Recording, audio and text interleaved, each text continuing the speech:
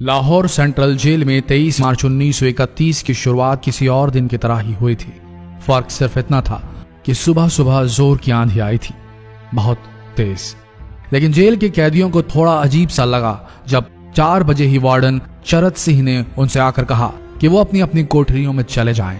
उन्होंने कारण नहीं बताया था।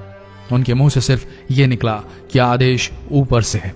अभी कैदी सोच ही रहे थे कि माजरा क्या है।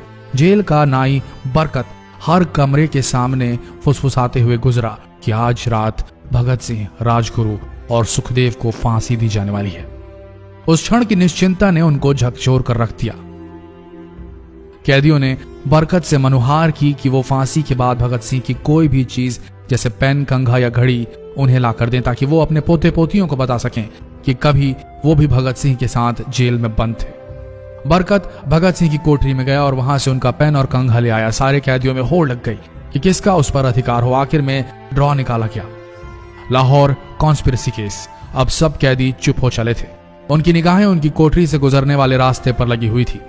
भगत सिंह उनके साथ फांसी पर लटकाए जाने के लिए उसी रास्ते से गुजरने वाले थे।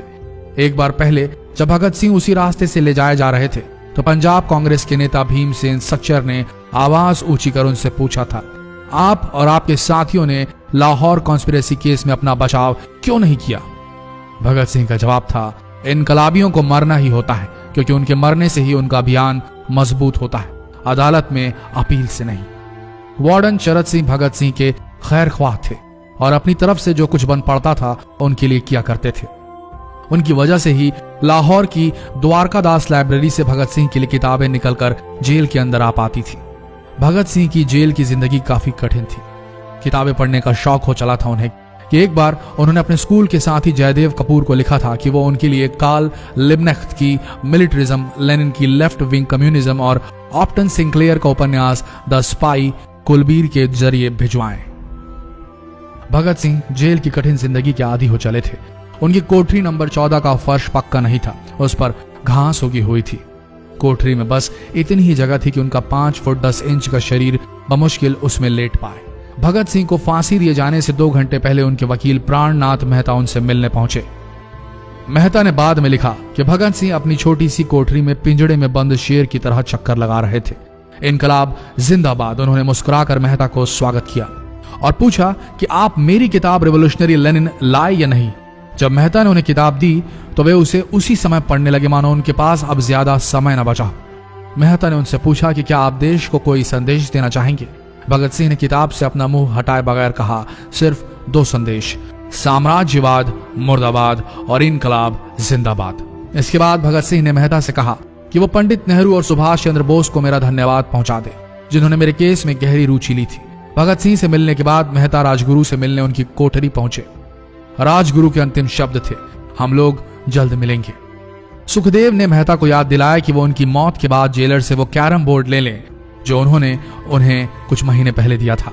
मेहता के जाने के थोड़ी देर बाद जेल अधिकारियों ने तीनों क्रांतिकारियों को बता दिया कि उनको वक्त से 12 घंटे पहले ही फांसी दी जा रही है। अगले दिन सुबह 6 बजे की बजाय उन्हें उसी शाम 7 बजे फांसी पर चढ़ा दिया जाएगा। भगत सिंह मेहता द्वारा दी गई किताब के कुछ पन्ने ही पढ़ पाए थे। उनके मुंह से निकला, क्या आप मुझे इस किताब का एक अध्याय भी खत्म करने नहीं देंगे? भगत सिंह ने जेल के मुस्लिम सफाई कर्मचारी बेबे से अनुरोध किया कि वो उनके लिए उनको फांसी दिए जाने से 1 दिन पहले शाम को अपने घर से खाना जरूर लाएं। लेकिन बेबे भगत सिंह की इच्छा पूरी नहीं कर सके क्योंकि भगत सिंह को 12 घंटे पहले फांसी देने का फैसला ले लिया गया और बेबे जेल के गेट के अंदर ही नहीं घुस पाए। थोड़ी देर बाद तीनों क्रांतिकारियों को फांसी की तैयारी के लिए उनकी कोठरियों से बाहर निकाला गया। भगत सिंह, राजगुरु और सुखदेव ने अपने हाथ जोड़े और अपना प्रिय आजादी गीत गाने लगे। कभी वो दिन भी आएगा कि जब आजाद होंगे हम, या अपनी ही जमीन होगी या अपना आसमान होगा। फिर इन तीनों का एक एक करके वजन लिया गया। सबके वजन बढ़ गए थे। इन सब से कहा गया कि अपना आखिरी स्नान करें। फिर उनको काले कपड़े पहनाए गए लेकिन उनके चेहरे खुले रहने दिए गए। चरत सिंह ने भगत सिंह के कान में फुसफुसाकर कहा कि वाहे गुरु को याद करो। फांसी का तख्ता भगत सिंह लिए बोले, पूरी जिंदगी मैंने ईश्वर को याद नहीं किया। असल में मैंने कई बार गरीबों के कलेश के लिए ईश्वर को कोसा भी है। अगर मैं अब उनसे माफी मांग लूं तो वो कहेंगे कि इससे बड़ा डरपोक कोई नहीं। इसका अंत नजदीक आ रहा है, इसलिए ये माफी मांग रहा है। जैसे ही जेल की घड़ी ने 6 बजाया, कैदियों ने दूर से आती कुछ पद चांपें सुनी। उनके साथ भारी बूटों के जमीन पर पड़ने की आवाजें भी आ रही थी। साथ में एक गाने का भी दबा स्वर सुनाई दे रहा था, सरफरोशी की तमन्ना अब हमारे दिल में है। सभी को अचानक जोर जोर से इनकलाब जिंदाबाद और हिंदुस्तान आजाद हो के नारे सुनाई देने लगे। फांसी का तख्ता पुराना था, लेकिन फांसी देने वाला काफी तंदुरुस्त। फांसी देने के लिए मसीह जल्लाद को लाहौर के पास शाहदरा से बुलवाया गया था। भगत सिंह इन तीनों के बीच में खड़े थे। भगत सिंह अपनी मां को दिया गया वो वचन पूरा करना चाहते थे कि वो फांसी के तख्ते से इनकलाब जिंदाबाद का नारा लगाएंगे। लाहौर जिला कांग्रेस के सचिव पिंडी दास सोंधी का घर लाहौर सेंट्रल जेल से बिल्कुल लगा हुआ था। भगत सिंह ने इतनी जोर से इनकलाब जिंदाबाद का नारा लगाया कि उनकी आवाज सोंधी के घर तक सुनाई दी। उनकी आवाज सुनते ही जेल के दूसरे कैदी भी नारे लगाने लगे। तीनों युवा क्रांतिकारियों के गले में फांसी की रस्सी डाल दी गई, उनके हाथ और पैर बांध दिए गए। तभी जल्लाद ने पूछा, सबसे पहले कौन जाएगा? सुखदेव ने सबसे पहले फांसी पर लटकने की हामी भरी। जल्लाद ने एक एक कर रस्सियां खींची और उनके पैरों के नीचे लगे तख्तों को पैर मारकर हटा दिया। काफी देर तक उनके शव तख्तों से लटकते रहे। अंत में उन्हें नीचे उतारा गया और वहां मौजूद डॉक्टरों लेफ्टिनेंट कर्नल जे नेल्सन और लेफ्टिनेंट कर्नल NS सोंधी ने उन्हें मृत घोषित किया। एक जेल अधिकारी पर फांसी का इतना असर हुआ कि जब उससे कहा गया कि वो मृतकों की पहचान करें तो उसने ऐसा करने से इनकार कर दिया। उसे उसी जगह पर निलंबित कर दिया गया अंग्रेजों द्वारा। एक जूनियर अफसर ने यह काम अंजाम दिया। पहले योजना थी कि इन सब का अंतिम संस्कार जेल के अंदर ही किया जाएगा, लेकिन फिर यह विचार त्यागना पड़ा जब अधिकारियों को आभास हुआ कि जेल से धुआं उठते देख बाहर खड़ी भीड़ जेल पर हमला कर सकती है। इसलिए जेल की पिछली दीवार तोड़ी गई। उसी रास्ते से ट्रक जेल के अंदर लाया गया और उस पर बहुत अपमानजनक तरीके से उन शवों को एक सामान की तरह लाद दिया गया। पहले तय हुआ था कि उनका अंतिम संस्कार रावी के तट पर किया जाएगा, लेकिन रावी में पानी बहुत ही कम था, इसलिए सतलज के किनारे शवों को जलाने का फैसला लिया गया। उनके पार्थिव शरीर को फिरोजपुर के पास सतलज के किनारे लाया गया। तब तक रात के 10 बज चुके थे।